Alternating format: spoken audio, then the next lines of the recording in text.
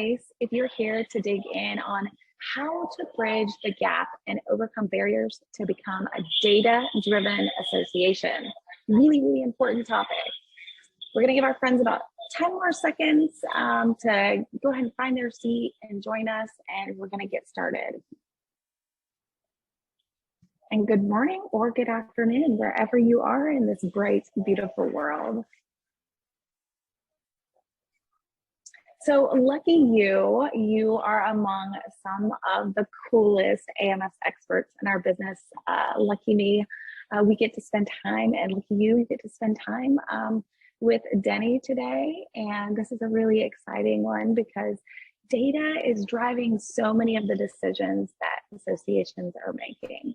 I'm Terry Carden. I am the founder of a new to market software solution called 100 Reviews. I'm the creator of AMS, Nanduzapalooza, and the reason that we're here today, ReviewMyAMS.com. Intellidata is one of the proud supporters of ReviewMyAMS.com, so we're super proud to have them joining us today.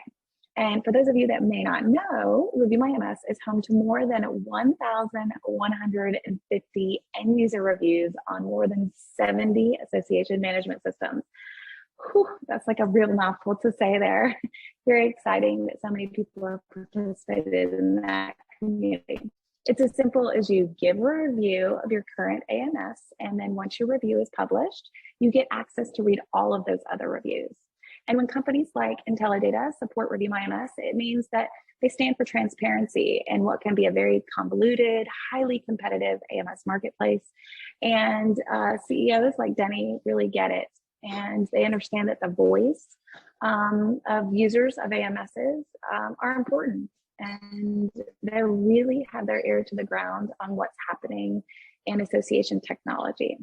We're going to jump into the meat of our time here, but first I'm going to cover just a few housekeeping items. This is being recorded today and will be emailed to you and also be accessible on the ReviewMyAMS blog in the coming days with the key takeaways write-up. So feel free to dig for it there. You can harass me, or I give you permission to even harass Leah or Denny here. And if you find today's webinar helpful, of course, please pass it on to a colleague.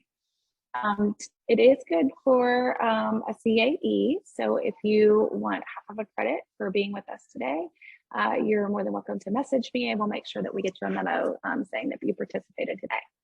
We fully expect that once Denny starts talking, your wheels are going to start turning, and because we know you have data, right? You're sitting on a pile of data, so we know your wheels are going to start turning. And he even has a few polls for you, so stay tuned, get ready to engage there.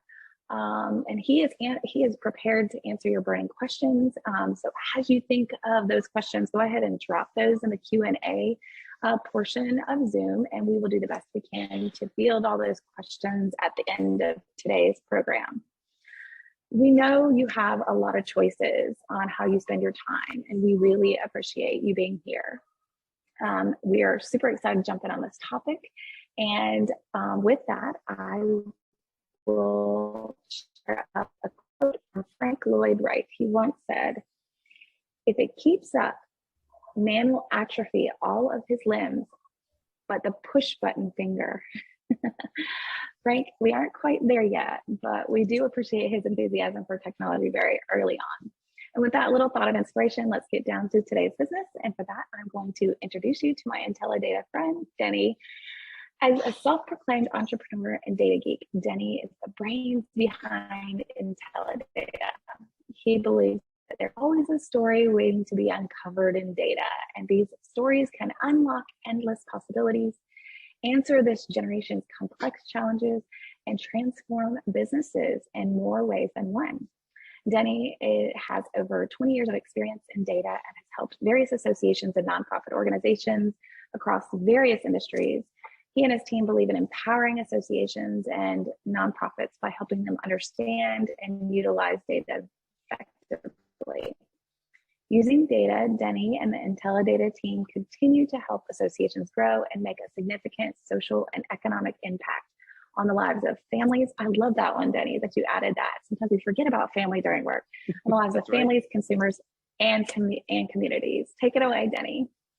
All right. Thank you very much for the very nice introduction, Terry. Really appreciate it. And good morning or good afternoon, everyone. Just like Terry said, thank you very much for taking your time out of this busy Tuesday afternoon or morning, wherever you are. Appreciate your time, participating in this webinar. As first of all, I want to thank Terry for allowing us to have this webinar. We've had a lot of customers, actually a lot of our customers use Review My AMS. So if you guys are in the market to switch AMSs, the first step you have to do, just go to Review My AMS. You'll see a bunch of transparent review, good and bad, and just to make sure that you know what you're doing, right? So having said that, again, this morning we are going to talk about how to bridge the gap and overcome barrier to become a data-driven association. Let me a quick introduction myself. Terry already had a good introduction of myself, but I put a QR code there just for LinkedIn, just in case anybody want to connect with me. My name is Daniel Lenkong. I'm a president of IntelliData. Just a quick, I'm a developer by trade. So I've been in the data space for over 20 years and about 18 years of that in an association space. So we've seen the good, bad, and ugly, and also so we've seen it all. A quick introduction of IntelliData. We are a data analytics company, but our goal is to simplify data. We want to simplify data for association and nonprofit by providing them with innovative data solution. What that means is we don't have a cookie cutter solution. So if you have any challenges like that or anything like that, we'll talk to you, figure out what your challenges, what your budget is, and give you a solution based on what your budget is and what your priority is. Couple of our services, we have data warehouse, data lake. We also do data cleanup and also data migration. So if you are moving from one AMS to another, would love to talk to you to see if we can help you out. All right. In this day and age, data is everywhere, right? So, from online shopping, when you log in on Amazon, when you buy something, when you scroll to the bottom, it'll say, you might also be interested in this. Guess what? Because they know your buying pattern, right? Buying habits. That's just one example. Another example is, when you go to grocery store, the grocery store might entice you to give you a $5, $10 coupon just to download their app. Once you download their app, you could purchase it, or you can put a shopping list. They know what just to know what you're buying, right? As a matter of fact, there's a study of a Wi-Fi in the grocery store that they actually, when you connect to the Wi-Fi in a grocery store, they can track where your traffic pattern is, where you go when you go to the grocery store. So that's kind of interesting. And then there's pros and cons, but that's another story that we need to talk about for another session. And last but not least, a web targeted ad. For example, when you start looking at, when you're Googling, I don't know, generator, for example. Next thing you know, when you go on Facebook, you see ad just because of cookies. You see ad of generator or anything that you were searching before, right? And so you were wondering, is my computer listening to me or something? But no, it's not. It's cookie. But there's a lot of ways to track data, and companies use that data. That data is a big market, and so in the association space, as well, majority of the associations, or actually all of the associations, have data. You at the very least, you have your data from the CRM or AMS. CRM is the customer relationship management software, or AMS is the association management software. So that's where you keep your the data of your members or of your customers or your prospects and things like that. So that's at the very least, each association has that, right? Some other associations have additional data that they have included. For example, some have data from CMS, which is Content Management System, which is their website. Some other association also have data from LMS, which is a Learning Management System. from surveys, from marketing, and don't forget you get a lot of data from your Excel, right? You know who you are. There's just a lot of departments that keep their Excel spreadsheet to themselves, just because they use that as a reference, and there's nothing wrong with that. It's just it's just out there, right? So what does that mean to to be a data-driven association? It simply means, like, you guys, you just have to use the data and analytics as an integral part of the decision making. You try to make every decision based on data, but it's almost impossible to do that. But for a data-driven company or data-driven association, you want to use as much data as possible to make better business decisions, because with data, it's a fact, right? Not a gut feeling, it's a fact. So when you use that, you know what to expect. You kind of figure out, oh, this is the fact. If we change this, something's going to happen, right? So so let me launch a quick poll here. So just a quick poll. What is so do you think your association is a data-driven organization? Just a quick yes or no. And then again, there's no right or wrong answer. We're just trying to figure out who you are, and whether you are or you're not. We'll give about 20 seconds and figure out who where everybody is, and then we'll move on. All right. So we'll give another 10 seconds or so.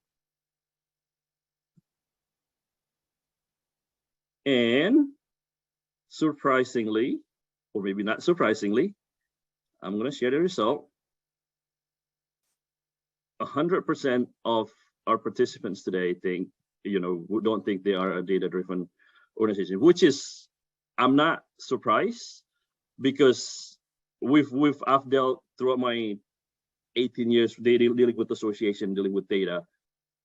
I only see probably a handful of associations that are really, really data-driven, and they are, they have all the data governance and all the process in place. But it takes, and we'll discuss this later. It takes some time to get to the data-driven association. So here is, for some associations, data remain to be an overwhelming concept and an afterthought. It's because in the majority of the associations, there's no specific person that's dedicated for data. It's usually somebody else's that, it's usually a marketing director or event meetings director that has to deal with data, right? There's no certain, again, there's probably only a handful of associations out there that have a chief data officer or a chief analytics officer, something like that. That's somebody that's in charge of data, because but in order for you to become a data-driven organization, that's your goal, right? You need to have somebody that's in charge, because believe me or not, data is really important.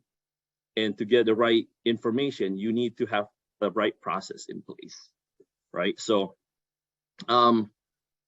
like I said before, becoming a data-driven association is a journey. It's not an overnight process. It's not a quick process. It takes steps.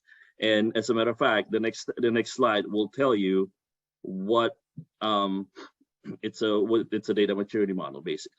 The first step is the data aware. So kind of like, I think majority of the associations are in the first two stages. Either they are data aware or data proficient. Data aware is basically, you just run a non-standardized report from different systems. Somebody might run it, you might get a result from SurveyMonkey. Someone might get a result from their AMS. So there are silos, like there are different places that they run report, but they don't. The data don't talk to each other, right? There is again, there's no, within the data aware, there's no data collaboration. And then the biggest issues or challenges that we see on the data aware associations is a poor data hygiene. There's a lot of duplication. There's data duplicate, right? There's a lot of data that are old and not updated. For example, some of, if you're an individual based members, have you look at your members and see, if whether you're including some of the members that are deceased, or some of the members that are, that haven't been active for 5 years or 10 years or something like that. Those are the things that you need to look at, what, for you to become a data-driven organization, right? The next step is the data proficient. You do have a standard reporting, and where to get it, but you need to, you only IT does the report. You have dependency on IT. You cannot run it yourself, or because you don't know how to, right? And the next, as you can read, the next step is the data savvy, and the last is the data driven, which is what data driven is. All the processes is in place. They have the data governance. They know how the data should be entered, how the data should be pulled. There's only one single source of truth, right? Meaning, like, if you have different system, if you have your AMS and you have your learning management system and you have your content management system, they all talk to one system. They integrate, so you only pull data from one single system, which is single source of truth. And with that is, the data driven is, no matter who you ask, the difference between the data aware and data driven is, in the data aware, when you ask 3 different people the same questions, you might get 3 different answers. With the data driven organization, when you ask 3 different questions, you got the same answer, because there's only one single source of truth, right? Let me fire up another quick poll, and I promise this is going to be our last poll. But where do you think your organization is in this data maturity model? Again, we'll give another 30-40 seconds just to figure out where you are. I mean, if I were to guess, again, just like based on the last 15 years that 18 years that I've been dealing with this, I would say probably majority of the association, majority of participants probably going to fall in the probably top 2, top 3. We'll give another 10 seconds, and then I'll show the results. All right, drum roll, and the result, 60% of you are in a data aware, which is, again, there's nothing wrong with that. You gotta start somewhere. You don't get the data driven to become a data driven organization overnight. I've seen the data driven organization that I've seen probably has worked on this, or like on the data governance and putting process in place, probably a good 3 to 5 years, easy, right? And then so again, it takes time, and then but we're here to help you out to figure out how you can get to the data driven become a data driven organization, right? So stop that. So some of the challenges, again, you might probably, you're pretty familiar with this, with challenges how to become a data driven organization, right? The first challenge is, or the gaps is, not knowing where or how to start.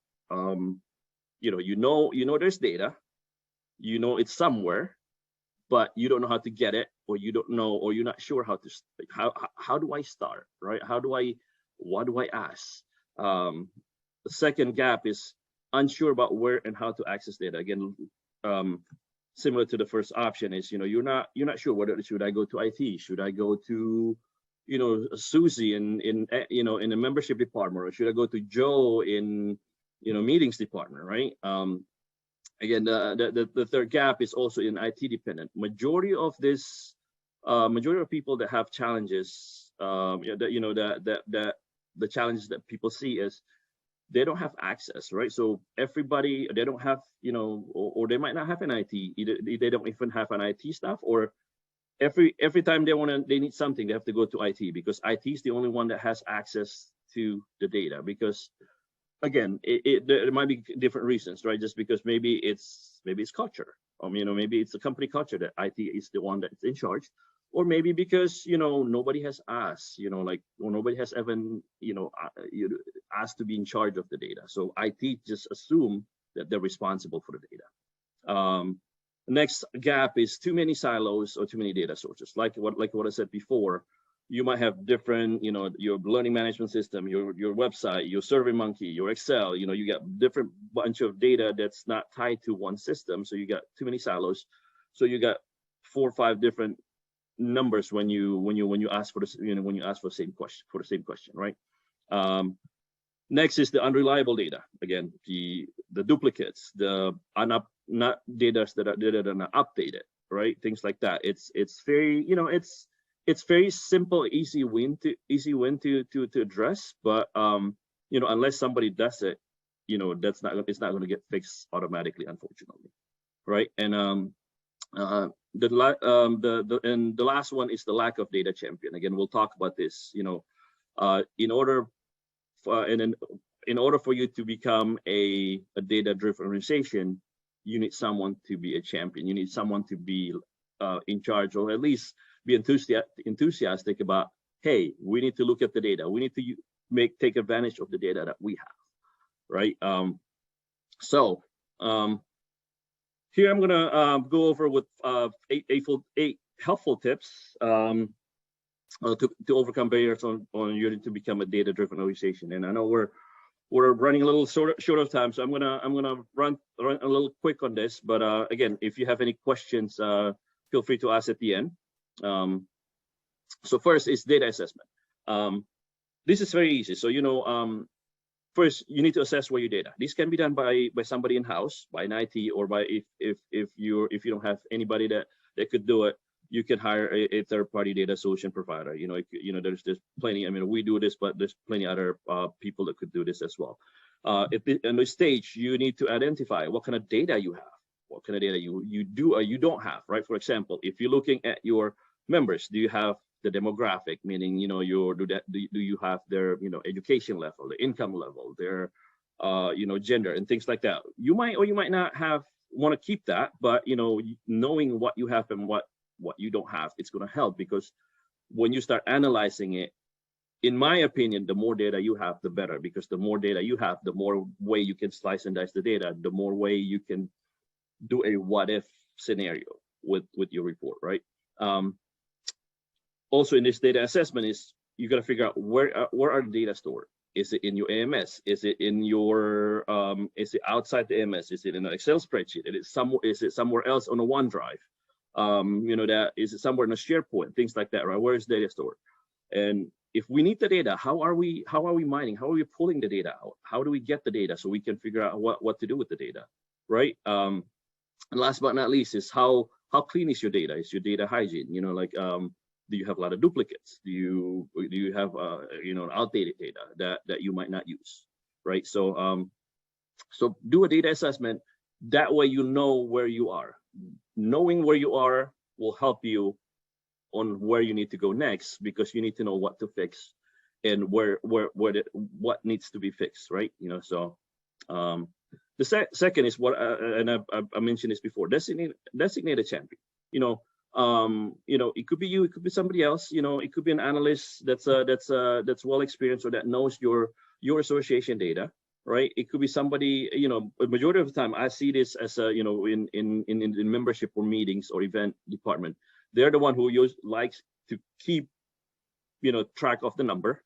What's my member count? What's my renewal rate? What's my retention rate? Things like that. So they usually love numbers. So at least those people at least can start probably to become a data champion, right? And like I said before, some organization, the one that's higher up in closer to the data-driven organization, is appoint someone as their data chief data officer or chief data analytics officer. Having someone that's in charge of the data, it will help you to become a data-driven organization.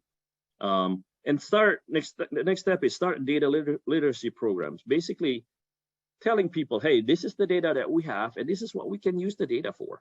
A lot of people don't know. This is my favorite. I tell this to my client all the time. You don't know what you don't know, and the more you know, the more you don't know, right? Because as we give, when we give someone an information, they look at it, they realize, oh, we can find this information. Now that we know this, what else can we find out? What else can we pull out of our data? Do we have this? Can we do this? Right? So it's a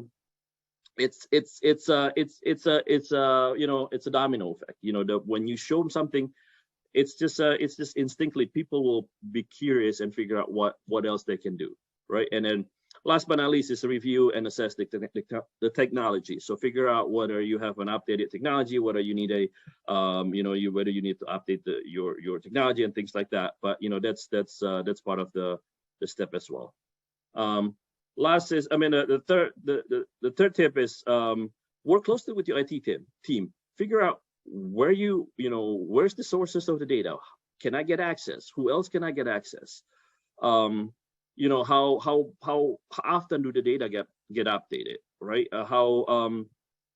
And things like that. So again, the more you know, the more. So at least if you say, hey, the data is updated on a nightly basis or on a weekly basis, for example. So when you run a report and your numbers don't match, or the numbers are not what you're expecting, what's causing that, right? Because the data might not be updated on every day. Tip number 4 is create simple report. This is a quick win. So when you create a report, it's an easy. Once you create a report, you can share it with someone. And then again, you can start with an Excel, for example, or a base or reporting tool from your AMS. Or this is actually my favorite. If you're, you could also use a third-party reporting tool like Power BI, Tableau. But if you guys are interested if checking this out, check out Infogram. Infogram is if you guys have ever dealt with Canva, Infogram is basically like a reporting tool for it's a Canva reporting tool. Basically, you just tell them where the data's from, what data you're going to connect, what you're going to do. It's very, very easy, and then you can publish it. You can include it in the PowerPoint. You can include it in PDF and things like that. I've seen a lot of our clients use that and create some reports that they share it with their members, share it with the board. Just by using Infogram, right? So it's so that's if there's only one thing that you learn from today's webinar, check out Infogram. Again, we don't get any cut from that, but I'm just saying, it's a very, very good tool that easy to learn, it's very easy to use. Some of the easy sample reports that you could create is, just do a quick member count comparison by, for the last 3 years, broken down by member type, gender, age, or tenure, right? So that way you can see, what the trend is. We deal with a couple of our clients that, by doing some similar reports, they know that their membership, their individual based membership, their members are getting older, just because, and when they get older, they become a lifetime members, which they don't pay anymore. So they're losing their revenue. So they're trying to figure out how we can switch our member the age of our members to make it a little younger, right? So again, things like that, you see what trends it is in on your report.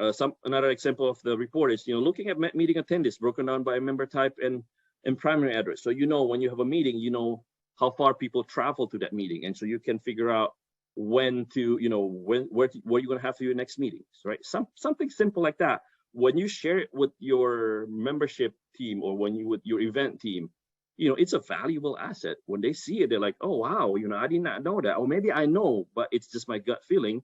But now it's a fact, right? It's a report. It's a fact. Next is, distribute your reports. Once you have the report, distribute it to your members. When you have a meetings, when you have a weekly meeting, when you have a meeting with your board, meeting with your bosses, just share it. Again, when people see reports, people see that, oh wow, we could get this out of our data. People tend to be more and more curious, right? Tip 6, gather insight from reports to formulate business decisions. So basically, try, based on the report that you did, try to see if you can make a decision. Back back to what I was saying earlier, when you see, looking at meeting attendees and looking at where they're coming from, how much they travel, maybe you can say, hey, based on this data, we have this meeting on the East Coast most of the time, but our members, but we have a bunch of our members that are on the West Coast that don't come because it's too far. Maybe if we move it somewhere in the Central, moving closer to the West Coast, where our members, a lot of our members are based on, maybe we'll have a better attendance record, right? So things like that. So try it out, see if you can make a business decision based on that data. And then, if that helps, and if that can help, increase the attendance record or increase the revenue, it's a win, and you could use that to go in the next step, right? Last two, share reports during a meetings and encourage everyone to ask questions about reports. So again, when you have a meeting, so with the board meeting, with the, with some department meeting, share what your findings, and encourage people to ask questions, because when people ask questions, they're gonna, like I said before, they tend to become a little more curious and say, what is that? How did you get that? Or maybe, if you can get that, why can't you get, why can't we do it a little differently, right? And things like that. So, that's the